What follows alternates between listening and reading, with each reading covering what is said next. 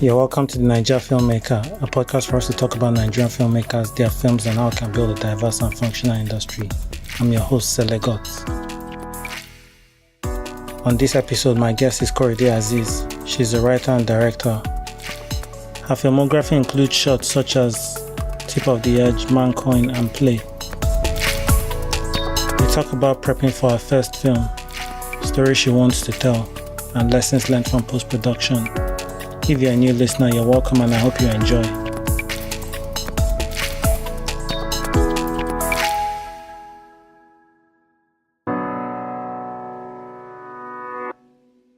Hi Korede, you're welcome to the Naija Filmmaker. Hi, Stella. Thank you. Thank you so much for having me. Okay, can you introduce yourself?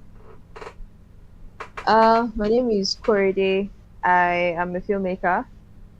I have directed short films. I have written a few screenplays. What else? Before I started doing any of that, I worked in the sound department. I've done a bit of camera work. So yeah, I've touched like different areas of the film set. Oh, okay. Yeah, that's about it. Yeah. So can you tell us how it all started, like your path to film? Let's see. I think the very first, I don't remember exactly when, but I know that as a child, I used to be fascinated by movies, animation, even just TV programs. And for some reason, I would always imagine what it would be like working behind the scenes, being the director. I'm sure I must have seen some behind the scenes footage somewhere. Um, so I always just remember watching movies and then imagining myself, you know, with the camera or something behind the scenes. And I remember when I think the first time my mom got a camera phone, my brother and I would always play with it, would record videos and stuff, pretend that we were acting a drama. And then one day we did this thing where we discovered how to make it seem like someone had disappeared. Yeah. You start recording and then you pause, the person would leave that place and then you continue recording. And I just found that really fascinating. But then funny enough, it didn't really occur to me that I could become a filmmaker, like take it as a proper profession until much later, probably after I left university. Although throughout my university days, I worked in radio at the campus radio station. And Yeah. while I was there, I read this. Um, I think it was a blog series, a fiction blog series by Tomi Adesina. Um, the title was Dear Future Husband. I liked it so much that I wanted to adapt it for radio, like radio drama, because I'd been listening to Story Story, and while I was working, I'd played Story Story on air, and I thought it would be really nice to try this. So I talked to Tommy, and then she said, fine, I can run with this and stuff. I told her that, look, we are students, so we don't have any money to pay for your story and anything. She said it was fine. So I started converting it, or adapting it for a radio drama, and then we did that. We recorded. I got actors together from the theater group. We did we did our thing, and it was an awesome experience. Even though we never aired the series, it was a really eye-opening experience because I realized that this was something I wanted to continue to do. But Yeah. then I wanted to take it to the screen, not just audio and stuff. So after university, I was determined to serve at a TV station, and I was able to do that in Abuja. Um, after service, I left the whole media space Uh, and worked as a copywriter for about a year and a half before coming back in as an assistant technical producer at BBC Media Action. So it was at BBC Media Action that I kind of got back into that whole space of, oh, okay, filmmaking and all that, because I was working on sets, in the sound department a lot. It was there that I really began to learn a lot about using cameras and professional sound equipment and all that. So it was a really, really amazing opportunity. And of course, that's where I met you. actually. Yeah. I remember when we were talking about film and then starting a collective and stuff, and we decided to we came together, to start Hive and everything with Amaka and Bala. And it was because of that that I was able to direct my first short film ever. So yeah, yeah, that was the story, I guess. Okay. So what did you study for your undergrad? Mass communication. And was there like any element of, maybe film history or film studies, or you just kind of Hmm. discovered that by yourself?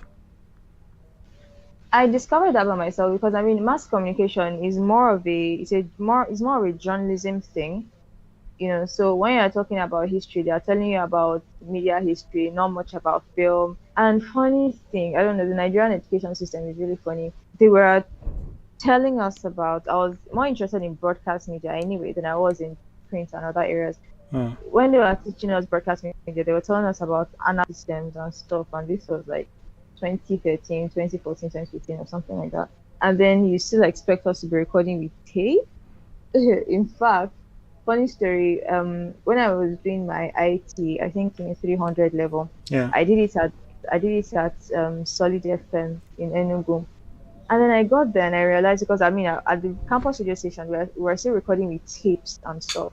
And then I got to Solid FM and I saw that they were using Adobe Audition. Hmm. I mean everything was digital and I'm like, what is this nonsense you are still doing at Caritas? So that I learned that was like my first introduction to editing software, audio editing software. So that's where I learned the basics of Audition. And then when I got back to school, I told them, look, I'm not recording any programs with this tape thing anymore. We're going digital. So my programs, I got a mic that I could connect to my laptop. I was recording, editing using my computer, and then eventually we were able to push for them to convert the station from analog to digital. So what I'm basically just trying to say is, um, in school the curriculum was so backward, like, and film wasn't a major thing. Yeah. But I guess my interest in media, broadcast media specifically, kind of feeds into my interest in film. Okay. So you talked about adapting the story. You wanted to make it for radio. Like, how was that for you? Like, did you have any experience? How did you navigate that?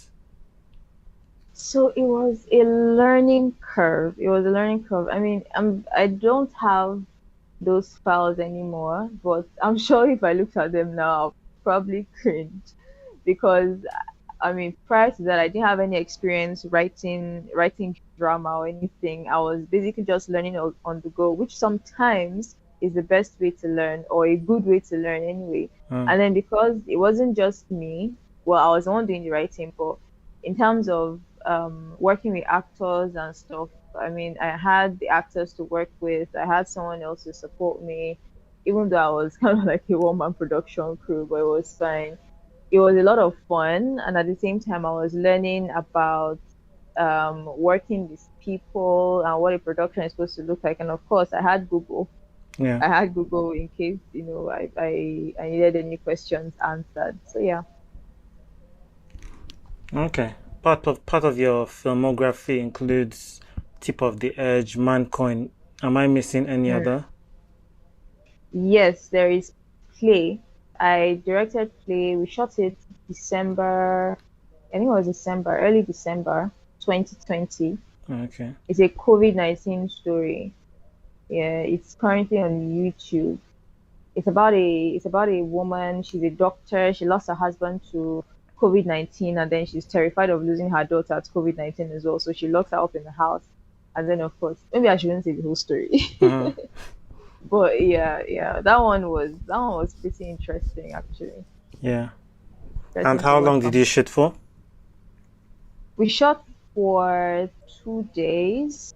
We started shooting the evening of the first day, say about 5 p.m., and then we finished the following day at about 5 p.m. So within a frame of about 24 hours. And within that time frame, it felt like 2 days because I think we only slept for like 3 hours. I Uh, mean, the remaining time, the remaining 21 hours or so, we were just shooting non-stop. So yeah, it was crazy. But yeah, it was a good learning experience as well. For these projects, you were going to direct them. Like how did you prepare for this? Like especially Tip of the Edge. I guess that was your first ever Hmm. like directing gig. Like how did you prepare for it? How was that experience? So the thing with Tip of the Edge was because I was with Hive at the time, I had a good team, and we took pre-production very seriously, and it was a very good foundation for me because I was thinking a lot about things that I probably wouldn't have thought about if I had just decided to, do the thing on my own. So things like, okay, putting a mood board together, looking for references, acting references to share with the actor, um, doing script breakdowns and all that stuff. It Yeah. was really helpful to have other filmmakers to do that stuff with, exchange ideas and everything. Um, and of course, there were auditions before the shoot and all that stuff. Let me see, I'm trying to see if there's any pre production story that really jumps out. um I think there was this thing with the mood board. I mean, I had all these crazy ideas because of the whole excitement of, oh, Yeah. finally making a fresh short film. So I Yeah. had some really crazy ideas that probably looks really good in my mind, but in real life, they are just probably not going to work out. But it was a really good learning experience for me. And the funny thing is, at that point, my technical knowledge, I mean, compared to now, like wasn't so great. In fact, I remember on set. I remember on set. What was it that I was talking about? I was talking about you were the one shooting it, and I was talking Yeah. about taking the shot from a particular angle, and you were like, you are going to break the 180-degree rule if you do this. Mm. And in my head, I'm thinking 180-degree rule, 180-degree rule. I couldn't remember what the 180-degree rule was. Yeah. Thank God you So didn't I break just it. Yeah, yeah. So I was just thinking that, man, if I was the one like doing this thing on my own, I would probably have messed this film up. But yeah, so I mean, the lesson for me there was, um, of course, your first few projects might not be great and everything, but it's always good to have a very good team with you. People that you can work with, at least people that are not necessarily on the same level as you. Who can, would I say, hold your hand? But yeah, yeah.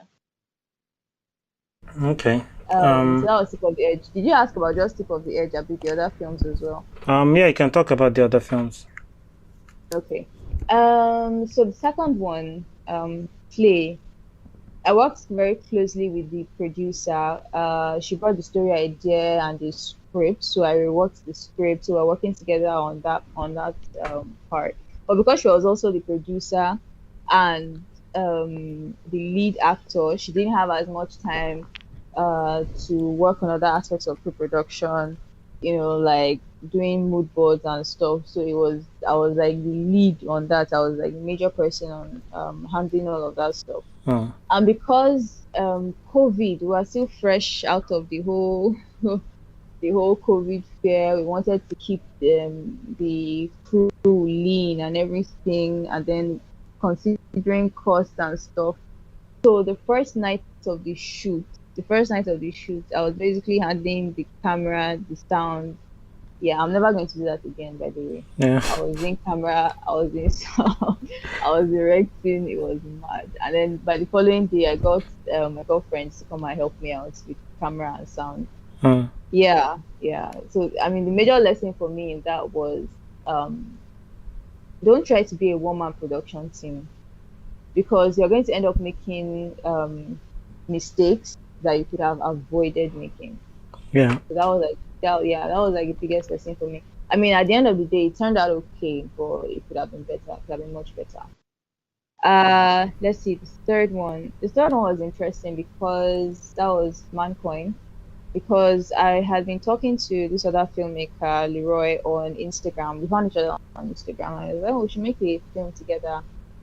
It started as play at first, but then within a week or two, we had turned out a story. We wanted to shoot like, I think originally we were going to shoot like a 15-minute short film and stuff. But we decided, you know what, let's just do like a 3 minute thing, um, to make something more exciting. Yeah. So that's what we did.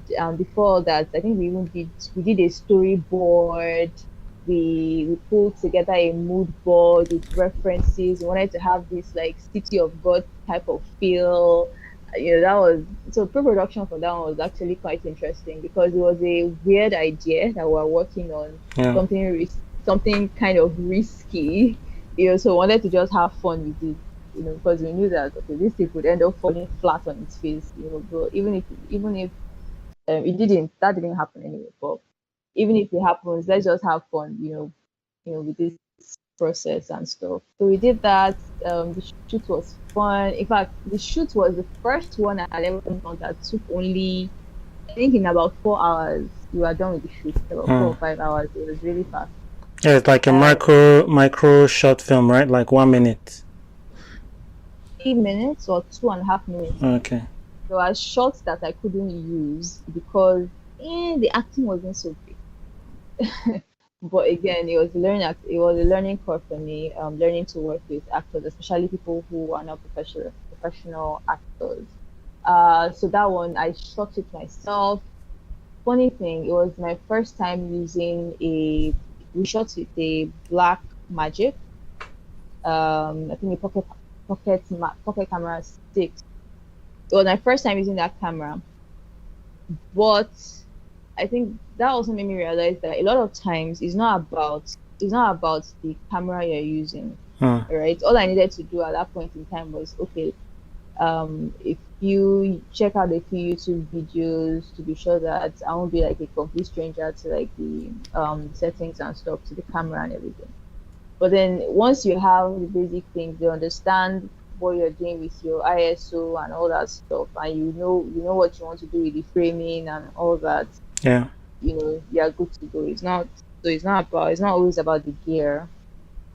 Yeah, it's important too, but yeah, once you have the basics, you should be good. For most of these films, you talked about having storyboard references. How do you feel like you were able to kind of stay true to these references when you got on set? Were you overwhelmed, or were you able to kind of, always go back to them and shoot based on that research? Hmm. So the thing about references, I don't think you're ever really taking references for you um, to replicate exactly.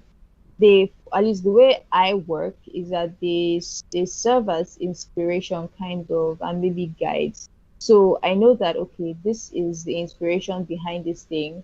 This is why I want it to look like this. Hmm. I always like to think about the why as well. I remember with Tip of the Edge, even with the costumes, I was thinking about okay, what does this color on this person mean, even down to the color of her hair. Why do I want the hair to be this color? Why does it have to be this way? What does it signify? Even okay with ManCoin, the grading, for instance. I wanted the whole City of God feel because of what I felt that um quality of grade did for City of God and what it could do for the film in Hmm. terms of okay, this gritty um feel in like you're in a third world country. Wanted it to have very much that feel, even though a lot of sci-fi that you see, okay, we have a lot of dystopian sci-fi kind of, but then I was wondering how we could bring that, saying that we could not do a lot of CGI and all that fancy stuff, how we could bring a bit of that feel into this world that we're trying to create and stuff. So we basically just took the idea and tried to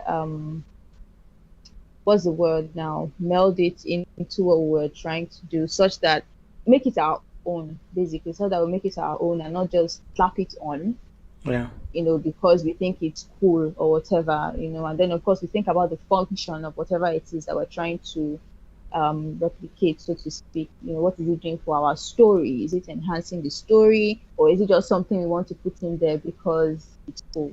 Which is not something I want to do. Uh, yeah, I don't know if that answers your question. Yeah, it does. You talked about you know, being on set, experiencing some things for the first time with, Mm-hmm. the 180 rule. How have you kind of, gotten used to the whole post-production process? You write a particular film, you shoot a different film, and then to edit it, it's totally different. How have you been able to reconcile like the power of post and what you can achieve there? So, post production, out of these three films, I think it was just Play that I was like the major post production person. But one thing I would say is that um, you have to get it right when you're shooting. Hmm. Of course, all the different stages of production, they have their own different challenges and stuff. Right from when you are writing, you have to get it right on the page. But then when you now go on set and you're shooting, I also realized that sometimes what you shoot isn't 100% what is on the page, or isn't 100% as you thought it might be on the page. That's why it's also important to do rehearsals, because the actors are going to come with their own interpretation. You might change your mind about certain things, Hmm. so it's an exchange basically. And then after you shoot, when you now get in post, I mean, by the time you are getting to post production, you shouldn't be thinking of, oh, there was this problem on set, I should fix it in post. Fixing in post is a recipe for disaster. Don't fix in post. But yeah, by the time you get to post production, it's amazing how decisions like at exactly what second you cut this scene, how that changes, that can change the feel, or how we can enhance maybe the tension in a particular scene, and even the choices of music that you Hmm. make. It's amazing how much it can influence the final product.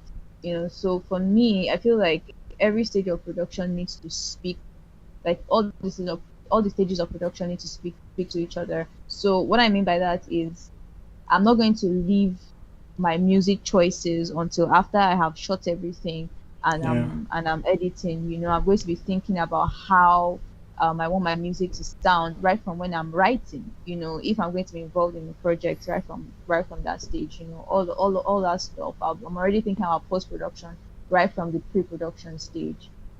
So that is why I know that, okay, when I'm recording the film, there are certain maybe wild tracks or sounds that I want to be recorded Hmm. because they're going to be useful in post production. So yeah. Okay. What type of movies do you like enjoy watching?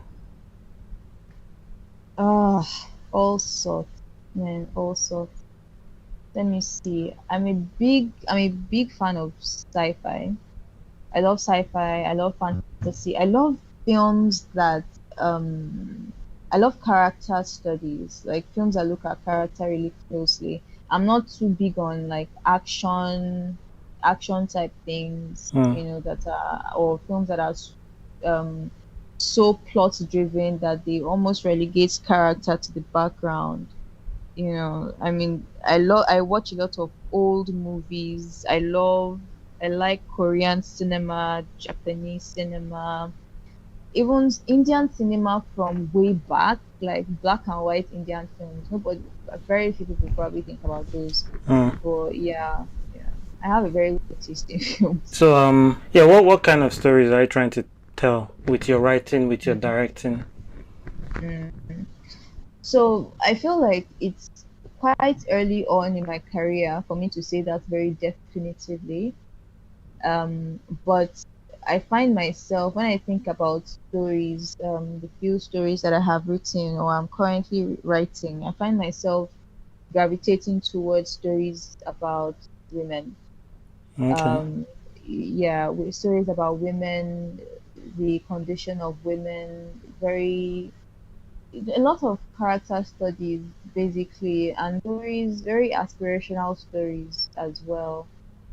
That's what I gravitate towards right now. But I mean, that could change in another 10 years. I feel like I would need to do quite a lot of a lot more writing, and probably a lot more directing for me to say that okay, this is what I'm about. So yeah, right now I'm still very open to exploring and trying different things in different genres. Yeah. Okay. So apart from like, telling stories about women, do you feel like you represent a specific segment of the population? Well, I think the most obvious thing about me is that I am a Muslim woman. I'm very obviously Muslim. So a lot of the stories that come to my mind are stories about a Muslim woman, and I probably will be telling a lot of those kind of stories in the future. Yeah. Because I think Muslim women are very, very underrepresented in Hollywood. The few films I have seen that have tried to represent Nollywood, try to represent Muslim women, they often just get so wrong that it annoys me. So that is probably that is one space, where I see myself operating in the future very soon. Okay. Like I said, for now, I'm basically just trying my hands on um different things. Yeah. Okay. Can't wait to see what you make next. Thank you. Me too. Yeah. Yeah, what are you currently working on? Okay, personal projects. I'm looking to make a short film this year. Fingers crossed. And I'm hoping that it will be my, would I say biggest one yet? So the idea for that one is to hit the big festivals. So yeah, Okay. fingers crossed on that one. Fingers crossed. Then sometime between this year and next year, I hope to polish off a screenplay. Okay. Yeah, that's about it for a feature. Nice. Oh yeah, I nearly forgot. Um, Between this year and next year, the dates are a bit fuzzy now. I'll be directing a feature film um, on for Natives Film Works, a production company based in Abuja. They're doing this um what's it called? They're doing this slate of TV films, Yeah. you know. Yeah, yeah. So I'll be directing one of their films. So that's one thing I'm actually really looking forward to. Yeah, congrats on, making it to the Yeah, final thank you. selection. Yeah, Yeah. thank you. Thanks. Exciting stuff. Yep. Yeah. So let's say you're stuck on an island and you have to watch one particular TV series or movie. Which one would that be? Honestly, the first movie that came to my mind was Parasite. That was the Okay. first that came to my mind. If I sit down and think a little longer, I don't know, maybe other things to come up, but that was the first movie that came to my mind. For TV series, I'm not big on TV series as such. Okay. Nah, so let's just stick with Parasite. Yeah. Okay. Yeah. Nice choice.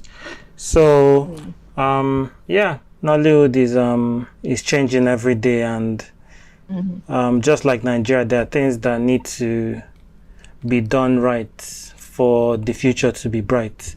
So, what would you say we should be focusing on as an industry?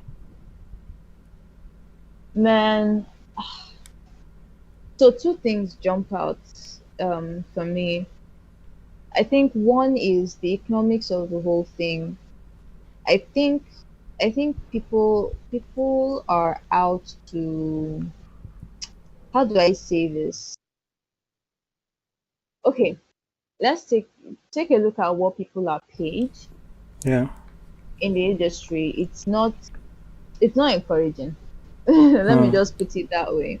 But then, of course, I can also understand, from the producer's perspective, there just isn't much money to go around and everything. I understand, and maybe because we don't have so many screens in Nigeria compared to maybe Hollywood or Bollywood, the numbers, the salaries and the compensation is not going to be as much, as it could be. But then I hope that changes very soon. It's a long game anyway. It's a long game, but that is one of the issues I have with the industry right now. the economics of it all, it's yeah, people get paid peanuts. Yeah. Then the second major thing for me is education, storytelling ability. Everybody on the crew, from the screenwriter to the producer to the cinematographer, the sound guy, everybody needs to understand story. Everybody needs to have a deep understanding of story and, of course, of their own craft specifically. I can't remember what it was that we were talking about. I think I was talking about how I wasn't sure I wanted to be a sound guy and move to camera and stuff. And you said something along the lines of, in Hollywood, if you start with this particular thing, you most likely are going to be stuck there. Yeah. That's because they have developed to that point. Yeah. So I Yeah. mean, for us at this stage that we're at, I think we still have a bit of advantage in the sense that we still have some wiggle room, but then we still need to take things up a notch in terms of professionalism and stuff. I mean, I watch a lot of movies, from some Nigerian movies sometimes, and I'm wondering, okay, the sound could have been like 100 times better. Yeah. Sometimes it's not about getting the most expensive sound equipment. It's about how are you using what you have, right? Yeah. So I think education is like one thing, training basically. Yeah. Okay. Yeah. Yeah. All around good stuff. So how can people keep up with your work? Do you have social media? Yeah, I am most active on Instagram. My handle is at Korede, that is Korayday. Even though I mean, I took a break from Instagram. It was supposed to be just 1 month, but it's been like 2 months now. Yeah. But that's the thing with social media. Once I take a break, it's always so hard to go back. But I'll probably be back soon. But yeah, that's where I'm most active. Yeah. Thanks, Korede, for coming on the podcast. You're welcome. Thank you for having me.